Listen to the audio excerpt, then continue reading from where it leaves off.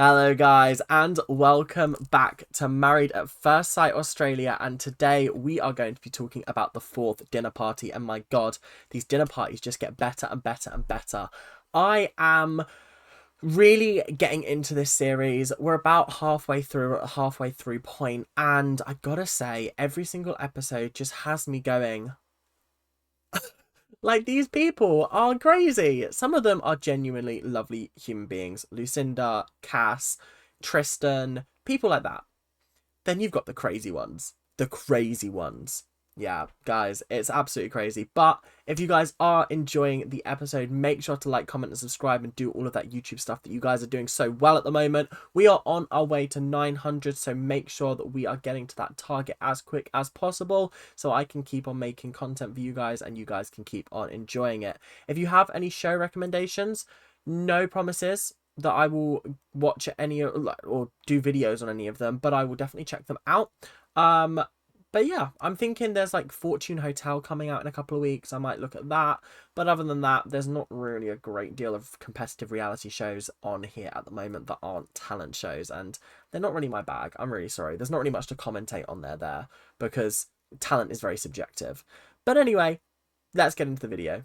So, before we actually get into the drama at the dinner table, there's a couple of things that I wanted to talk about just before, and it's basically just a couple of loose threads being tied up from earlier storylines that are being sort of continued, let's just say. So, the first one was Lauren and Jack and their whole argument and the muzzle your woman comment. Now, we've seen Jack say that he doesn't regret saying it, and then he got called out for it at the commitment ceremony, and suddenly he's very remorseful, he's very apologetic, and he wants to make it right. I think it's all an act, personally. I think it's a saving face thing where he's not necessarily wanting to I don't know what the word I would use is, but like, he's not wanting to appear to be a dickhead because he wants to stay on the show for as long as possible. I don't know if that's exactly what it is, but I know that Lauren was definitely seeing through his apology. It wasn't great. It was kind of just like the whole, oh, my mother, my sisters, my this, my that, my dog's wife. Like, it's just very performative, and it feels rehearsed and scripted in that sense. And I think Lauren's just happy to let bygones be bygones, but obviously noted, stored away, will come back up if need be. Yeah, it's not a great position for Jack to be in, but I think he realizes that he's fucked up, and he's trying to sort itself out for his own personal greed, not because he's hurt someone else. Yeah. The next thing is the whole Jade and Timothy debacle. We'll get more into what was said at the dinner table a little bit later, but essentially Jaden pulled Lucinda aside, but at the sort of cocktail party, and was like, yo, is he giving you what you want? Because at the moment, I do not believe that you are right for each other, and I feel like he's leading you on. I feel like you are really in this, he's not. And I am looking out for you. And it is very, very clear that the entire room feels very, very fondly for Lucinda. They have a very, very protective nature towards her, and I feel like that is genuinely lovely and heartwarming. However, the problem comes with the fact that yes, they have had a tough week, but Lucinda believes that they're on the up and up. Tim believes they're on the up and up. I personally don't think anybody else should be getting involved in the relationship. And I can understand why Jaden is, because he's wanting to look out for Lucinda. But I also understand Timothy's frustrations. But again, like I said, I'll get into that a little bit later. It just does feel like Jaden's trying to stir up trouble. Yeah, not a great vibe from him currently. I'm not enjoying him at the moment, but we'll see how it goes. So, we're into our first big discussion of the episode. The whole Ben and Ellie drama. Oh, God. I am shocked that they have not quit at this point. I'm shocked. I am still entirely skeptical that everything that he was saying, everything that he's done might not be as bad as Ellie's making it out to be, and that's purely because we've seen no footage of it. When we've seen other people behave poorly, it's been on camera, and therefore they're able to be held accountable. But with Ben, I find it hard to hold him accountable when I haven't seen him do any of it.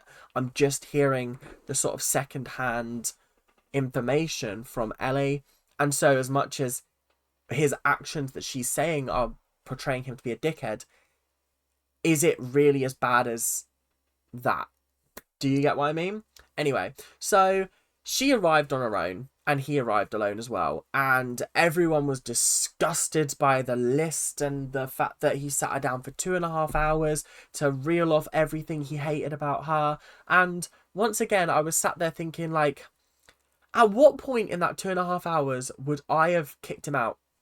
Because I don't think I'd have sat there for 2.5 hours. I really don't think I would have. I think I'd have got 10 minutes in and I'd have been like, fuck off. Like, get out of my house. I don't want you in here anymore. Go away. I wouldn't have left it 2.5 hours. I think that was her bad, personally. His bad for obviously doing it in the first place, but the fact that she sat there and took it, you're a mug. I'm sorry. Yeah, Ben also walked into absolute silence. Like, when I tell you absolute silence, no one was like, yay! Everyone just looked at him and went, oh, hi, Ben. Yeah, not great. So obviously when they got to the dinner table, there was a lot of, ooh, do you want to tell us about this? Do you want to tell us what's going on here? And he was like, well, I did make the list, but obviously, like, I regret it, and I don't think I should have done it, etc., etc. And it just feels like he's in a constant state of, I done fucked up, I now need to make up for it. I done fucked up, I now need to make up for it. And I think that's what's causing the issues in his relationship at the moment. He's constantly doing things that have a negative effect on Ellie, and then he's trying to make up for it. And it's just not quite working out for him. No, it's not. And it is getting to the point where I'm sitting here and I'm like, ugh. He is so frustrating and so ugh, that I don't have any close sort of like, ooh, yeah, towards him. Because, like, I don't even care if he's in the show anymore. Like, at least with Jack and Tori, they're adding, like, the villain characters into the show. Whereas, like, Ben's just a bit of a dick. A bit of a twat. He's not really adding anything. Then he was like, oh, I'm just not used to Ellie spending so much time in the mirror. I'm used to, like, girls that don't wear a lot of makeup. First of all, the girls got really hung up on the, like, oh, I'm just used to girls that don't wear a lot of makeup. So I said the fact that you wear a lot of makeup is something that, like, I'm not used to. And they were like, whoa, you can't say that. And I was like, well, no. There's a difference between liking a girl. Like, it's just a preference. Like, if you... I don't know how to word this, but, like, a guy can have a preference between someone who is plastering their face in makeup versus someone that just, like, puts a little bit on as, like, a daily face. Do you know what I mean? Like, there's a difference between full winged, like, eyeliner and lashes and, like, perfect eyebrows and, like, contouring compared to just, like, putting on a bit of foundation.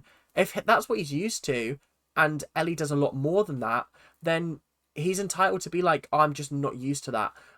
I think she spun it as, like, he hates the fact that I wear makeup. And I was like, that's not quite what he was saying just now. Might have been what he said then, I don't know. But again, we didn't see it on camera. This is my issue with this whole conversation, is we're just hearing, oh, well, I think I said this then. Oh, he said this then, etc., etc. And it's just, yeah. And then he dropped the bombshell. He was like, yeah, actually, I don't think we're a good match. And I was like, oh, Ben, why have you waited until the dinner table to embarrass her in front of everyone and be like, yeah, actually, we're not a good match. We're not gonna, no more. No. Sorry. Bye-bye. Yeah, I don't get it. I really don't. And it's starting to wind me up. Just a little bit. Just a little bit. Yeah, I've had enough. I've actually just had enough of these two, and I want them to go. The commitment ceremony's next episode, so if they don't both leave, it's done. But he is just saying this to save face, because he's been trying to win her back, and then suddenly, when the heat is on, it's like, oh, actually, no, we're not a match. Soz. So, it's time to talk about the argument between Jaden and Timothy. Now, Jaden and Timothy... Jaden is 27, I think, 28, something like that. Timothy is 51. There is a considerable age gap between them, and Timothy is just not wanting to take advice from anybody under the age of 30, because he feels like they haven't properly lived their life, and therefore they can't comment on his relationship when they're in a completely different state of mind, because they're younger, they're less mature, etc., things like that. Jaden is just trying to cause an argument at this point. There's no reason for him to call out Timothy other than to just start an argument at the dinner table. And I understand that there are people who want to call out Timothy for his behaviour and the way he's treating Lucinda. But also, Lucinda has said to Jaden, I think it's fine. Like, we're fine. We're doing well. And she was opening up, and he was like, right, first of all, I just felt like I got thrown in front of the bus. And then Lucinda was like, yeah, and I've apologized for making him feel like that. And then the entire table was just like, you don't have to apologize. You don't have to apologize. And I was just like, but I can understand why he's felt attacked at the commitment ceremony. And I can understand why Lucinda would want to apologize for her part in that. Why can't you just let it be? I hate sometimes that, like, for no good reason, people have a say in people's relationships. And I know that's hypocritical, because last week I was like, oh, go on, Lauren, attack their relationship. But, like, there was a very valid reason why. If it's just for the sake of attacking someone, like this was, it just doesn't feel nice. And then there was a moment where Timothy got very angry and slammed his fist down on the table, and he was saying something along the lines of, like, if you continue this way, you'll have nothing in life, or something like that. It was something along those lines. But Tori mistook that as, you have nothing in life, and was like, oh, what dickhead, causing an issue. More on that in a little bit. But I just want to say, first of all, Lucinda is a gem, like a genuine gemstone. She is strong, confident, independent, but she has Timothy's back, and I think that's the most important thing. He was being attacked, and she stood up for him. And then when he took himself off, she went over to him and was like, look, what you did, slamming your fist on the table, not acceptable. The personal digs, not acceptable. But it's okay. It's fine. Holding him accountable, but also seeing that he is genuinely supported by her, I think has really, really helped him. He sat there and he was like, do you know what? If anybody else had said that, I'd have got angry. But the fact that it's you, I'll accept it. And I was like, oh, you can just tell that, like I said, even if they don't work out as a relationship, they are going to have the most fantastic friendship. And it is so beautiful to see. And I feel like other people aren't seeing it because they're so caught up in their idea of romance. Whereas, like, they're building a genuinely long-lasting connection that is going to weather many, many storms. And I don't think other people genuinely understand that about them. And that's where the magic is lost. So, obviously, we've now got to talk about Tori and how I fully understand why she's with Jack. Because she's just as bad as he is. And it's so funny. She said in a confessional, like, I'm so angry at Tim. I'm so angry at Tim. I could never stand by a man that did that like Timothy did today. And I was sitting there going, But you're standing by a man that literally said to another woman yesterday, or to another guy yesterday, muzzle your woman. Essentially saying she was a dog that needed to be silenced. And your line is Timothy getting a little bit angry and slamming his fist down on the table. That's your line. Okay, doll. Okay. Yeah. And then obviously he's just sitting there because obviously he's just had this wonderful conversation with Lucinda, and he's calm, he's serene, he's moved past the anger of the whole situation. Most of the table has. But Tori's looking at him going, you look smug. Why do you look smug? Why is your face that way? And she was like, I can't believe that you'd do that. I can't believe that she'd defend you, and I can't believe that I wouldn't be able to stand by someone like that. And he went, oh, but you stood by Jack when he said that comment last week. And I thought, yes, Timothy, yes. I've never been more on Timothy's side as when he was laying into Tori. But he was just sitting there laughing and just like so calm, and she was getting so worked up about it. And she was like, well, actually, were you with us this week? Because I did like I didn't just stand by him and let it go.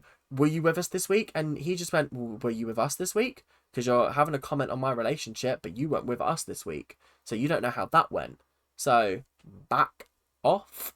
And then obviously she's just pissed that he's so over the argument that he can't be bothered to like fight back. So then she calls him slimy, and I was like, what? Why have you got to come with this energy? What's with the energy? Like, that's why. And then Cass was like, I think that's just his face. Like, I don't think he's pulling a face. I think he's just like, that's just his natural face. Like, can you just leave him alone, please? And then Tori was getting just really, really worked up and angry at Cass. And I was just like, this girl just wants to make enemies out of people for no good reason. Why? Why are you so hateful and nasty that you need to have a go at Cass, who is also apparently smug now? I'm just so over it with Tori. She's just 0 out of 10. And you know what? Her and Jack deserve each other because they're horrendous human beings. Oh God.